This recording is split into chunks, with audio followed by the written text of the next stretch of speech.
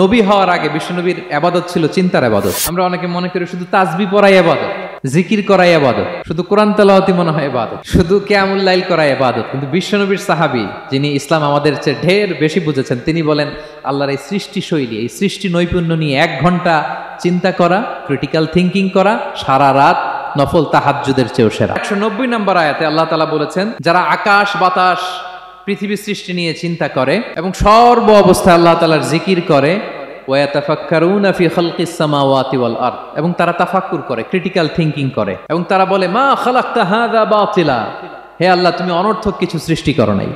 মনে রাখবেন, এই পৃথিবীতে আল্লাহ তাআলা অনর্থক কোনো কিছু সৃষ্টি করে নাই, করেছে? যেটাই সৃষ্টি করেছে এটা এর মধ্যে মানব কল্যাণ আছে না নাই? আল্লাহ তাআলা আমাদের জন্য কল্যাণ রেখেছেন। এবং এই আয়াত যখন নাজিল হল, বিষ্ণু ইসা ইসলাম বললেন, ওয়াইলুন লিমান কারাআহা ওয়া লাম ইয়াতাফাক্কার ফিহা, ধ্বংস তাদের জন্য যারা এই আয়াত তেলাওয়াত করে কিন্তু এই আয়াত নিয়ে চিন্তা করে না, গবেষণা করে না। এবং কোরআনের বিভিন্ন আয়াতে আল্লাহ তাআলা বিশ্বনবীকে বলেছেন, নবী হে, আপনি আপনার উম্মতদেরকে নবীদের ঘটনা শোনান। কোরআনের 3 ভাগের 1 ভাগ হচ্ছে ঘটনা। পুরো কোরআনের 3 ভাগের 1 ভাগ কি? ঘটনা, স্টোরি টেলিং। কারণ গল্প মানুষের মনে দাগ কাটে। আল্লাহ তাআলা বলেছেন, ফাকসুসিল কসাসা লাআল্লাহুম ইয়াতাফাক্কারুন, নবী হে আপনি তাদেরকে কিচ্ছা শোনান, ঘটনা শোনান, নবীদের কাহিনী শোনান, লাআল্লাহুম ইয়াতাফাক্কারুন, যাতে করে তারা ক্রিটিক্যাল থিঙ্কিং করে। তারা লূত আলাইহিস সালামের কওমের ঘটনা যখন শুনে যে আল্লাহ তাআলা আপসাইড ডাউন করে দিয়েছিলেন, তারা যখন কওমে আদের ঘটনা শুনে, কওমে সামুদের ঘটনা শুনে, তারা যেন চিন্তাশীল হয়। এবং বিশ্বনবীর সাহাবী আবু দারদা রাদিয়াল্লাহু তাআলা আনহু, উনি বলতেন, তাফাক্কুরু সাআতিন খায়রুন মিন কিয়ামি লাইলা, 1 ঘন্টা কেউ যদি আল্লাহর সৃষ্টি নিয়ে চিন্তা করে, সেটা সারা রাত তাহাজ্জুদের সালাত অফার করার চেয়ে উত্তম। আমরা অনেকে মনে করি শুধু তাসবিহ পড়াই ইবাদত, জিকির করাই ইবাদত, শুধু কোরআন তেলাওয়াতি মনে হয় ইবাদত, শুধু কিয়ামুল লাইল করাই ইবাদত। কিন্তু বিশ্বনবীর সাহাবী, যিনি ইসলাম আমাদের চেয়ে ঢের বেশি বুঝেছেন, তিনি বলেন আল্লাহর এই সৃষ্টি শৈলী, এই সৃষ্টি নৈপুণ্য নিয়ে 1 ঘন্টা চিন্তা করা, ক্রিটিক্যাল থিঙ্কিং করা, সারা রাত নফল তাহাজ্জুদের চেয়েও সেরা।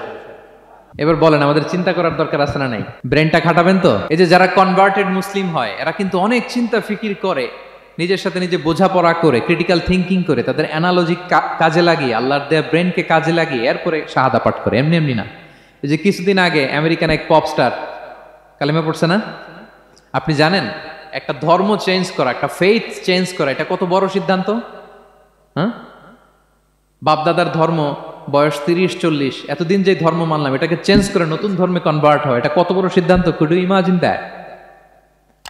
It's not a joke. নিজের সাথে নিজের অনেক বোঝাপড়া করতে হয়, তারাই ক্রিটিক্যাল থিঙ্কিং করে। এবং বিষ্ণু ঈসা ইসলাম, উনি নবী হওয়ার আগেও এই চিন্তার ইবাদত করতেন। তিনি হেরা গুহায় চলে যেতেন, কাবা থেকে 6 কিলোমিটার উত্তরে, 634 মিটার উঁচু, যা বলে নূরের উপরে একটা কেইভ আছে, গুহা, এটার নাম হচ্ছে গারে হেরা। ওখানে বসে বসে তিনি এই চিন্তা করতেন।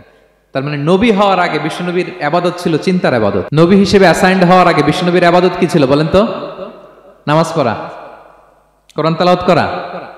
কোরআন তো নাজিলই হয় নাই, কোরআন তেলাওয়াত করবে কেমনে? তখন 6 মাস বসে বসে উনি ওখানে কি করেছেন বলেন? ধ্যানমগ্ন ছিলেন, তিনি চিন্তা করতেন। ওইটাই ছিল ওনার আধ্যাত্মিক শিক্ষায়তন। ওই নির্জন গুহার মধ্যে উনি যখন চিন্তায় মগ্ন ছিলেন, আল্লাহর সৃষ্টি শৈলী নিয়ে চিন্তা করতেন, ঠিক ওই মুহূর্তে, অন্তিম মুহূর্তে, ওই মাহেন্দ্রক্ষণে নাজিল হয়েছে ইকরা বিসমি রাব্বিকাল্লাযী খালাক, read in the name of your lord who has created, পড়ো তোমার প্রভুর নামে যিনি তোমাকে সৃষ্টি করেছেন, শিক্ষা দিয়েছেন।